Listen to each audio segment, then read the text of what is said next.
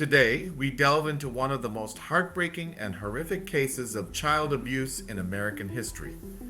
This is the tragic tale of Sylvia Likens. Sylvia Likens was born on January 3rd, 1949, to Lester and Betty Likens. She was one of 5 children, living a relatively modest life in Indiana. Her parents worked in the carnival business, which led to financial instability and frequent relocations. In the summer of 1965, due to their work commitments, Sylvia and her younger sister Jenny were placed in the care of Gertrude Baniszewski, a decision that would prove tragically fateful. Gertrude Baniszewski, a single mother of 7, lived in a dilapidated house in Indianapolis. Initially, Sylvia and Jenny's stay seemed normal. However, as financial stress mounted, Gertrude's demeanor changed. She began taking out her frustrations on Sylvia. The abuse began with minor physical punishments, but quickly escalated. Gertrude accused Sylvia of stealing and spreading rumors, using these unfounded claims to justify her actions. The situation worsened as Gertrude's children and even local neighborhood kids joined in the abuse, encouraged by Gertrude herself. Sylvia was subjected to unimaginable cruelty. She was beaten, burned, and starved, forced to endure horrific conditions. The household became a nightmare, with Sylvia's cries for help going unheard. Sylvia was isolated, locked in the basement, and neglected. Her health deteriorated rapidly, yet those around her, including neighbors and authorities, failed to intervene. Sylvia's suffering intensified, and she became a shell of her former self.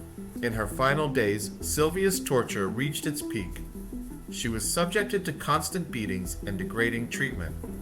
On October 26, 1965, Sylvia succumbed to her injuries, a tragic end to her unbearable suffering. After Sylvia's death, her body was discovered in the Baniszewski home. The police were called, and the true extent of the horror was unveiled. Gertrude Baniszewski, her children, and several neighborhood kids were arrested and charged with Sylvia's murder. The trial that followed shocked the nation. The court heard harrowing testimonies and saw overwhelming evidence of the abuse Sylvia endured. Gertrude and her accomplices showed little remorse. Gertrude Baniszewski was convicted of first-degree murder and sentenced to life in prison. Her children and others involved received varying sentences reflecting their roles in the abuse. Sylvia's death had a profound impact on child protection laws and practices. Her story highlighted the importance of vigilance and the need for better systems to protect vulnerable children. The Likens family was forever scarred by this tragedy, especially Sylvia's sister Jenny, who survived but carried the trauma with her for life.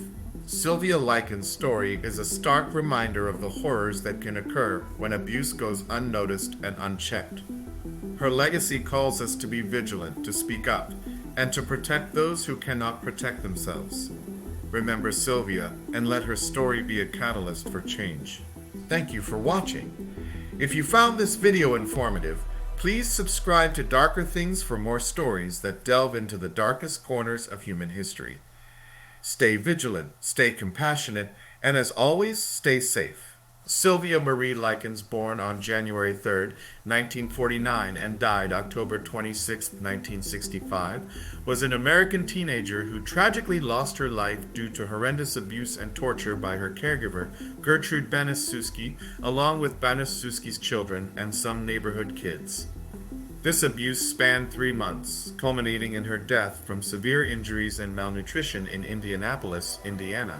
Throughout these months, Sylvia faced relentless torment, including neglect, verbal and physical humiliation, sexual abuse, starvation, and brutal beatings. Her autopsy revealed over 150 wounds, with various burns and lacerations. Her younger sister Jenny was often coerced into participating in the abuse through intimidation. Sylvia's death was officially ruled a homicide, resulting from a combination of subdural hematoma and shock, exacerbated by severe malnutrition. The severe mistreatment left a deep and tragic mark on the community. In May 1966, Gertrude Baniszewski, her children Paula and John, and 2 neighborhood youths, Coy Hubbard and Richard Hobbs, were convicted for their roles in Sylvia's neglect, torture, and murder. Deputy Prosecutor Leroy New called it the most diabolical case to ever come before a court or jury. After a grueling trial, Gertrude Baniszewski was found guilty of first-degree murder and sentenced to life imprisonment, although she was paroled in 1985. Paula Baniszewski was found guilty of second-degree murder and released in 1972.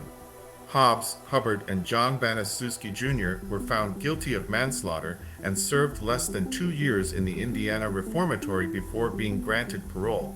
The barbaric torture and murder of Sylvia Likens is often considered one of the most horrific crimes in Indiana's history.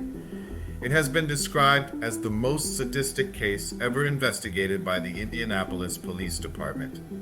Sylvia's tragic story has led to increased awareness and changes in laws related to child abuse, ensuring her suffering was not in vain. Imagine your claim to fame is being the most abusive caregiver in your state, and that your actions caused the death of a 16-year-old.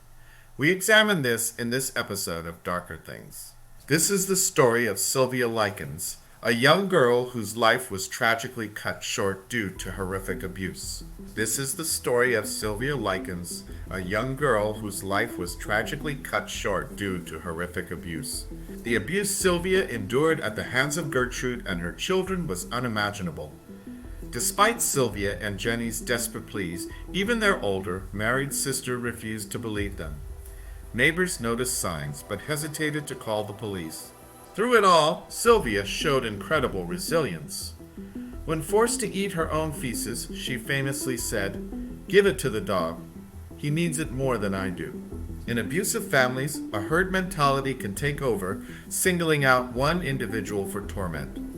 Sylvia, an extended family member, became the target of this cruelty. This toxic dynamic perpetuated the abuse she suffered. In abusive families, a herd mentality can take over, singling out one individual for torment. Sylvia, an extended family member, became the target of this cruelty. This toxic dynamic perpetuated the abuse she suffered. From Sylvia's story, we learn to get involved in child protection efforts. Recognize the signs of abuse, report suspected cases, and support vulnerable children. Together, we can prevent tragedies like Sylvia's. The importance of vigilance and intervention. Listen to children. Be aware of the signs of abuse. If you suspect abuse, make the call or report it. Early intervention can save lives. Thank you for watching this episode of Darker Things. As always, I leave you with the reminder that once you enter the dark, you may never be the same.